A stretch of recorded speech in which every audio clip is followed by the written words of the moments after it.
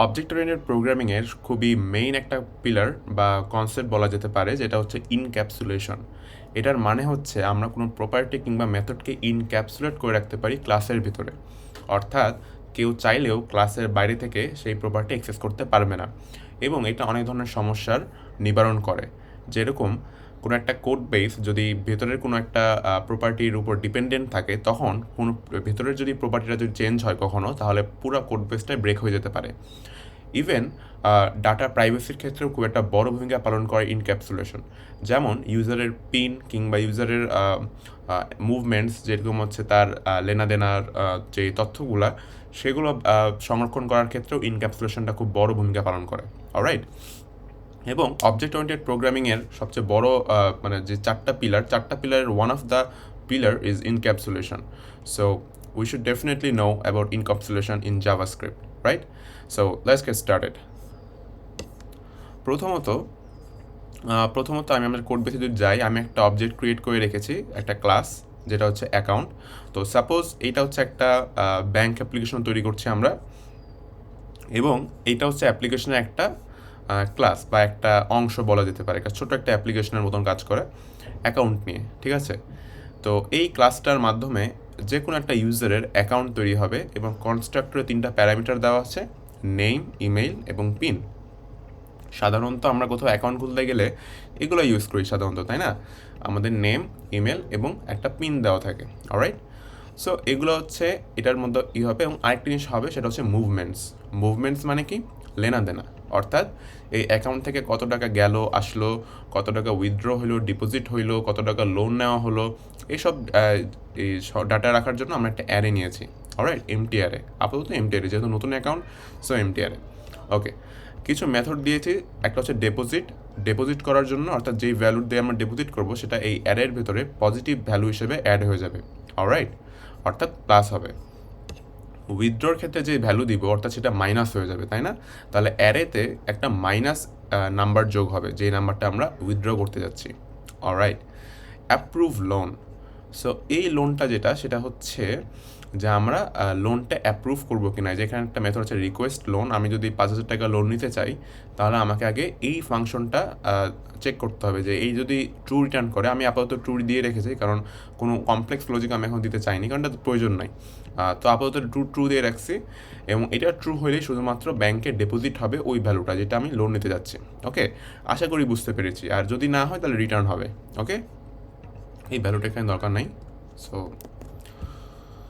ওকে, এখানেও দরকার নাই। ওকে, সো এখন আমরা যে কাজটা করব সেটা হচ্ছে আমরা একটু দেখি যে এই অবজেক্টটা আমি যদি এখন একটা ক্রিয়েট করি। সাপোজ আমি এখানে const Shafin equal to new account. দেখেন একটা জিনিস ভুল করছি, ক্লাসের ক্ষেত্রে অবশ্যই কনভেনশন মেনটেন করতে হবে, বড় হাতের। ওকে, অ্যাকাউন্ট, এবং এখানে লিখব যে প্রথমে হচ্ছে নেম, তাই না? তাহলে আমি দেবো শাফিন আহমেদ। ইমেল আমি কিছু একটা দিলাম, shafin@gmail.com, এবং এখানে পিন দিলাম 1 2 3। Alright, great. এখন আমি যদি একটু কনসোল লক করি, তাহলে আমি দেখব শাফিন, তাহলে আমি দেখবো যে account Shafin Ahmed, name Shafin Ahmed, email shafin@gmail.com, pin 1 2 3 এবং মুভমেন্টস নামে একটা অ্যারে যুক্ত হয়েছে। তো এগুলো হচ্ছে প্রপার্টি। অলরাইট, এখন একটু মেথড নিয়ে কাজ করি। তো সাপোজ আমি হচ্ছে আমার একটা ডিপোজিট করতে হবে, অর্থাৎ কিছু টাকা এসেছে আমার, ধরি 1,000 টাকা। তো এই 1,000 টাকা আমি আমার মুভমেন্টসে কীভাবে যুক্ত করব? দুইটা উপায় আছে, তাই না? একটা আছে যে আমি এখানে লিখব শাফিন ডট ডিপোজিট, কত টাকা ডিপোজিট করবো? 1,000। অলরাইট, সো আমি এখন যদি একটু রান করি, তাহলে দেখবো মুভমেন্টস অ্যারেতে আমার 1,000 যুক্ত হয়ে গেছে। আমি যদি আরও কিছু যুক্ত করি, সাপোজ এটা দিলাম আমি 2,000, এটা দিলাম 4,000, এটা দিলাম 2,000। এখন যদি আমি একটু দেখি, তাহলে আমি দেখবো যে মুভমেন্টস অ্যারেতে 1,000, 2,000, 4,000, 2,000 এরকম হয়ে আছে, তাই না? সাপোজ আমার এত টাকা জমছে, এখন আমার তো কোথাও যাওয়া লাগবে, তাই না? মানে কোথাও একটু খরচ করতে হবে, এত টাকা জমাইলে তো হবে না, জীবন তো আর কয়েকদিনের, এত টাকা জমায় কী হবে, একটু উইথড্র করি। তাহলে আমি যেটা করব, শাফিন ডট উইথড্র, তারপর আমি ধরো 3,000 টাকা আমার এখন দরকার, তো 3,000 টাকা আমি উইথড্র করলাম। তাহলে আমার অ্যারেতে কী হয় আমি একটু দেখি, তাহলে দেখবো যে আমার অ্যারেতে বলতেছে যে 3,000 টাকা উইথড্র করা হয়েছে, অর্থাৎ -3,000। Alright, great. তো এটা হচ্ছে আমরা বুঝলাম যে কাজ করছে। ওকে, ভালো কথা, কিন্তু একটা সমস্যা আছে। এই ডিপোজিট এবং উইথড্রর খেলা আরেকভাবে করা যেতে পারে, অর্থাৎ আমি কিন্তু এইভাবে করতে পারি যে শাফিন ডট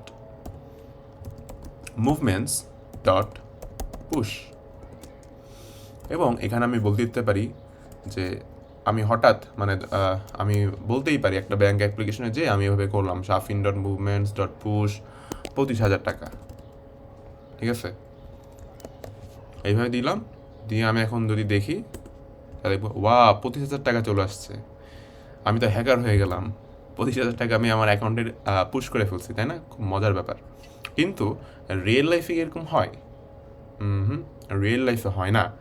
রিয়েল লাইফের যে ব্যাঙ্ক অ্যাপ্লিকেশনগুলো সেগুলো অনেক সিকিউর। অলরাইট, আমাদেরও এরকম সিকিউরড অ্যাপ্লিকেশন বিল্ড করতে হবে। লাইক যে কেউ এসে যদি আমাদের এই মুভমেন্টসে নাড়াচাড়া শুরু করে ফেলে, তাহলে বিষয়টা খুবই আনপ্রফেশনাল এবং খুবই খারাপ দেখায়, তাই না?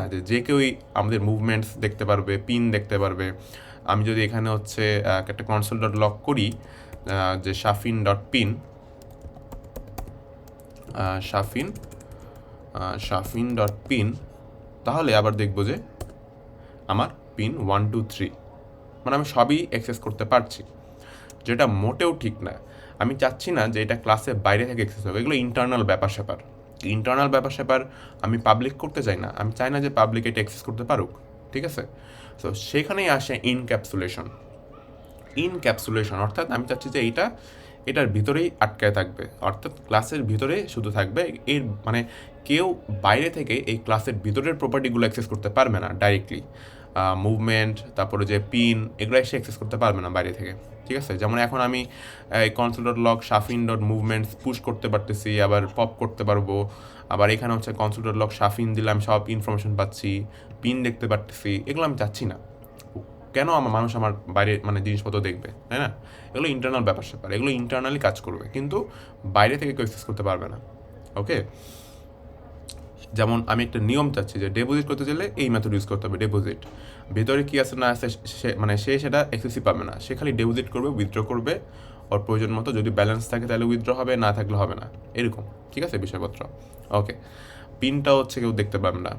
তারপরও যে আমি যদি লোনের কথা বলি, হ্যাঁ, তো এখানে যে কেউ সাপোজ আমি যদি এখানে বলি যে রিকোয়েস্ট লোন, এবং আমি যদি এখানে বলতাম যে 2,000, রিকোয়েস্ট লোন 2,000, তারপর আমি যদি একটু দেখি তাহলে request loan is not define, sorry Shafin dot request loan 2,000। এখন আমি যদি এরকম করি তাহলে approve loan is not defined if, আচ্ছা দিস হবে, এটা দিস ডট অ্যাপ্রুভ লোন, যদি এটা ট্রু হয় তাহলে এই দিস ডট ডিপোজিট ভ্যালু হবে, ঠিক আছে? তাহলে আমি যদি এখন একটু দেখি তাহলে দেখতেছি যে আমার এখানে 2,000 অ্যাড হয়ে গেছে লোন, ঠিক আছে, যেটা মোটেও ঠিক না। আবার এই রিকোয়েস্ট লোনের ভিতরে যে অ্যাপ্রুভ লোন, ঠিক আছে, এই জিনিসটা যদি আমি একটু দেখাই যে কনসোল ডট লক করে যে লোন ইজ অ্যাপ্রুভড, এটা আমার ইন্টারনাল একটা ফাংশন, অ্যাপ্রুভ লোন করা। হ্যাঁ, একটা পাবলিক বাইরে থেকে এটাও অ্যাক্সেস পাচ্ছে, কিভাবে? শাফিন ডট অ্যাপ্রুভ লোন, সে এটাও অ্যাক্সেস পাচ্ছে, এই যে লোন ইজ অ্যাপ্রুভড, মানে কি ভাই? এটা আমাদের ঠিক করতে হবে। সো ইনক্যাপসুলেশন করার কেন প্রয়োজন সেটা আশা করি এখন বুঝতে পারছি, তাই না? তো ইনক্যাপসুলেশন করার জন্য দুইটা উপায় আছে। প্রথম উপায়টা আমি এখন এই ভিডিওতে দেখাবো, সেটা হচ্ছে সেটা হচ্ছে প্রোটেক্টেড প্রপার্টিস বলে এটাকে, ঠিক আছে? প্রোটেক্টেড প্রপার্টিস অ্যান্ড মেথডস, অর্থাৎ প্রোটেক্ট করা। এই প্রোটেক্টটা করা হয় একটা কনভেনশনের মাধ্যমে, যেটা আমরা ডেভেলপাররা বুঝতে পারি, এবং এটা সম্পূর্ণভাবে ডিপেন্ড করে ডেভেলপারটা এই কনভেনশনটা মেনে চলবে কিনা। মূলত ইনক্যাপসুলেশন করার আমরা যেরকম হচ্ছে জাভা প্রোগ্রামিং ল্যাঙ্গুয়েজে বা অন্যান্য প্রোগ্রামিং ল্যাঙ্গুয়েজে প্রাইভেট ফিল্ড ইউজ করতে পারি, সেরকম কিছু জাভাস্ক্রিপ্টে দেওয়া নাই এখন পর্যন্ত। যদিও কাজ চলছে একটা প্রপোজাল, যেটা স্টেজ 4-এ আছে এখন, ওইটা আমরা নেক্সট ভিডিওতে দেখব। কিন্তু মূলত এটার এখন পর্যন্ত ছিল না প্রাইভেট বলতে কিছু, ঠিক আছে? এখন অবধি আমরা যেভাবে কাজ করতাম সেটা হচ্ছে প্রোটেক্টেড প্রপার্টিজ অ্যান্ড মেথডস এটা ইউজ করে। তো এটা মূলত একটা কনভেনশন, যেটা আমি যেই প্রপার্টি চাচ্ছি যে এটা বাইরে থেকে অ্যাক্সেস হবে না, তার আগে একটা হাইফেন ইউজ করা, ঠিক আছে? এটাই মূলত এই কনভেনশন।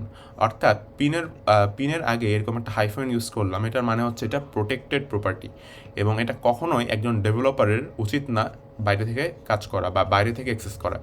হয়তো কোনো মেথডের মাধ্যমে সে করতে পারে, কিন্তু ডাইরেক্টলি সে অ্যাক্সেস করতে পারবে না, এটা নিয়ম নাই। মুভমেন্টসের আগে যদি আমি এটা দিয়ে দিই, তার মানে ওইটা যে এটা প্রোটেক্টেড প্রপার্টি। মুভমেন্টস এগুলো হচ্ছে প্রোটেক্টেড, যেগুলোর মানে আগে হাইফেন দেওয়া থাকবে, এটার মানে হচ্ছে প্রোটেক্টেড এগুলো, ঠিক আছে? গ্রেট, এটা আশা করি বুঝেছি যে এইটাই হচ্ছে প্রোটেক্টেড। এখন আমি যদি হাইফেন দিয়ে রাখি, তাহলে আমার যদি এখন কাজ করা লাগতে পারে মুভমেন্টস নিয়ে, তাহলে আমি কি করতে পারি? তাহলে মুভমেন্টসে যদি কাজ করার দরকার পড়ে, তাহলে আমরা করবো ডেপোজিট, অর্থাৎ মুভমেন্টসে পুশ করবে।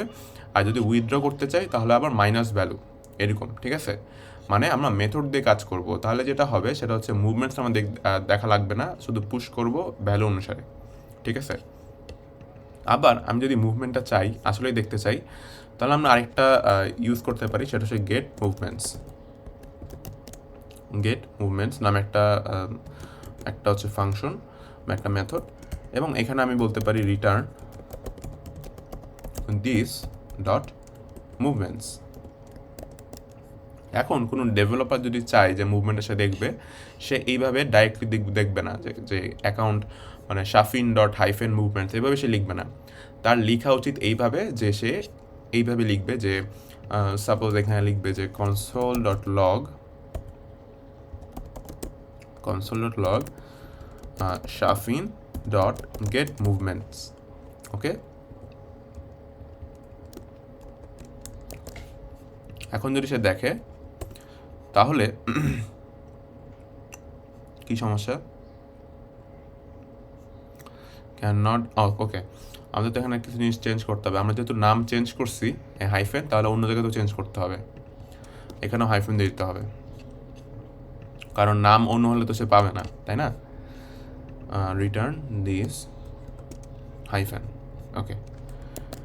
এবার যদি আমি একটু রান করে দেখি, তাহলে দেখব যে আচ্ছা can not read property push, আচ্ছা 25 কোন লাইন এটা? শাফিন ডট মুভমেন্টস, এটা দরকার নেই, ওকে। এবার একটু দেখি, একটু ক্লিয়ার করে নিই, হ্যাঁ, জিনিসগুলো বেশি কি লাগছে। সো এবার যদি দেখি, তাহলে এখানে দেখবো যে আমাকে মুভমেন্ট কিন্তু দেখাচ্ছে 1000, 2000, 4000, 2000, আমি সব দেখতে পাচ্ছি। সো এইভাবে আমাদেরকে অ্যাক্সেস করতে হবে। যখন আমরা দেখবো যে কোনো প্রপার্টিতে এরকম হাইফেন দেওয়া, তার মানে আপনাকে বুঝে নিতে হবে যে এটা প্রোটেক্টেড প্রপার্টি। আমাদের উচিত হবে না এটা বাইরে থেকে ডাইরেক্টলি অ্যাক্সেস করা, উচিত হবে যে কোনো মেথড থাকবে সেই মেথড দিয়ে অ্যাক্সেস করা, but directly this dot hyphen movements এভাবে অ্যাক্সেস না করাটাই বেটার, করা উচিত না। এটা হচ্ছে একটা কনভেনশন, ডেভেলপারদের কনভেনশন, এবং এভাবেই ইনক্যাপসুলেশনটা কাজ করে আসে এই পর্যন্ত জাভাস্ক্রিপ্টে, যেহেতু কোনো উপায় নাই, ঠিক আছে? তো এইটাই ছিল মূলত প্রোটেক্টেড প্রপার্টিজ অ্যান্ড মেথডসের ক্ষেত্রেও যদি কোনো একটা মেথড আমি চাই যে বাইরে থেকে অ্যাক্সেস না হবে, যেরকম হচ্ছে অ্যাপ্রুভ লোন, এইটা, তাহলে আমি এর আগে একটা হাইফেন বসাই দেবো। তার মানে এই মেথডটা বাইরে থেকে অ্যাক্সেস করা যাবে না, ওকে? এটা শুধু ক্লাসের ভিতর থেকে কাজ করবে, বাইরে থেকে এটার কোনো অ্যাক্সেস নাই। তো এইভাবে, অর্থাৎ অ্যাপ্রুভ লোন এখন যদি বাইরে থেকে কেউ অ্যাক্সেস করে, তাহলে এরর খাবে, ঠিক আছে? অর্থাৎ এটা শুধু ভিতরের মামলা, এটা শুধু ক্লাসের ভিতরে কাজ হবে। যেমন রিকোয়েস্ট লোন শুধু এটাকে কল করতে পারবে, অন্য কেউ এটাকে কল করতে পারবে না। বুঝতে পেরেছি? Approve loan, okay, that's great. তার মানে এইটা হচ্ছে প্রোটেক্টেড মেথড, অর্থাৎ যেই মেথডের সামনে হাইফেন থাকবে সেটাকে আমরা বলছি প্রোটেক্টেড মেথডস, এবং যেই প্রপার্টির সামনে এরকম একটা হাইফেন থাকবে সেটাকে বলবো প্রোটেক্টেড প্রপার্টি। এবং এই হাইফেন দেখার মানে হচ্ছে এই প্রপার্টিকে আমাদের বাইরে থেকে অ্যাক্সেস করা যাবে না, ডাইরেক্টলি আমরা বাইরে থেকে কখনোই এই প্রপার্টি অ্যাক্সেস করব না। যদি এখান নিয়ে কাজ করতে হয় তাহলে শুধুমাত্র আমরা মেথড কোনো প্রকার মেথড বা গেটার এসব ইউজ করে কাজ করব, ঠিক আছে? Okay, that's great. এটা হইলো আমাদের প্রোটেক্টেড মেথডস অ্যান্ড প্রপার্টিজ ইনক্যাপসুলেশনের সেকেন্ড আমরা ওয়েটা দেখবো নেক্সট ভিডিওতে। Okay, so see you in the next video.